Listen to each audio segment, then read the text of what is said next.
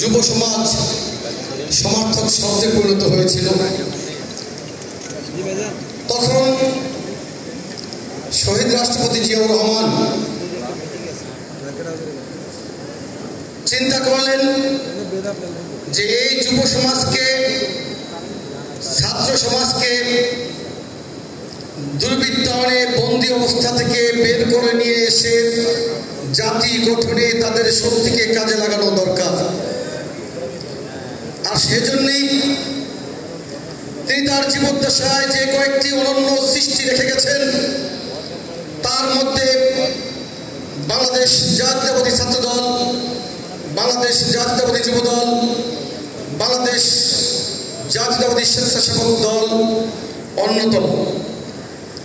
বন্ধুরা আমার, ধারাবাহিক গত 16 বছরের স্বৈরাচার বিরোধী আন্দোলনের মাধ্যমে ছাত্র গণ অভ্যুত্থানের জন্য একটি প্ল্যাটফর্ম তৈরি হয়ে গিয়েছিল। নেতৃত্ব দিয়েছিলেন আমাদের বিএনপি ভারপ্রাপ্ত চেয়ারম্যান, আমাদের সাংগঠনিক অভিভাবক দেশনায়ক জনাব তারেক রহমান। 5ই আগস্টে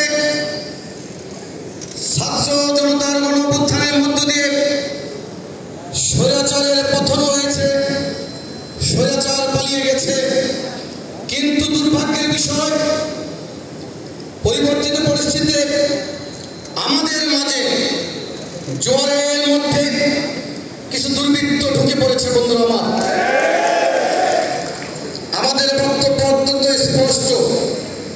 গত 16 বছর আপনি ওই সকল দুর্বৃত্তদের ছাড়াই কিন্তু আন্দোলন করেছেন। ওই সকল চাঁদাবাজ, দখলদার, মস্তানদেরকে কিন্তু আপনাদের দরকার নেই। বাংলাদেশের নিরস্ত্র ছাত্ররা, সাধারণ মানুষেরা স্বৈরাচার শেখ হাসিনার বিরুদ্ধে খালি হাতে আন্দোলন করেছে। সরকারের রাষ্ট্র থেকে নিয়োজিত করা কোন মেশিনারিজ গণ অভ্যুত্থানকে পরাজিত করতে পারেনি, ধ্বংস করতে পারেনি।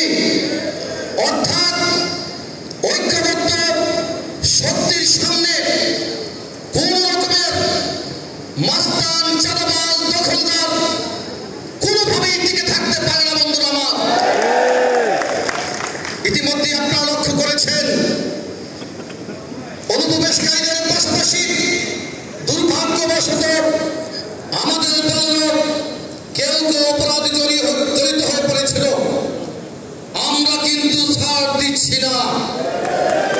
আমাদের নেতা দেশনায়ক জনাব তারেক রহমানের কঠোর নির্দেশনা রয়েছে, যে নেতা কর্মীদেরকে তিনি ভালোবাসেন, সে নেতা কর্মীরা দলের শৃঙ্খলা পরিপন্থী যদি কোনো কাজে জড়িয়ে পড়ে, সেই নেতা কর্মীদেরকেই তিনি ছাড় দিতে রাজি নন। আমরা অসংখ্য নেতা কর্মীদেরকে সুকোজ করেছি, বহিষ্কার করেছি, অনেক জায়গায় কমিটি বিলুপ্ত করেছি। কোথাও কোথাও আমরা বিপদগামী নেতা কর্মীদের বিপক্ষে মামলা করেছি। শুধু এই বার্তা দেওয়ার জন্য আগামী নির্বাচন না হওয়া পর্যন্ত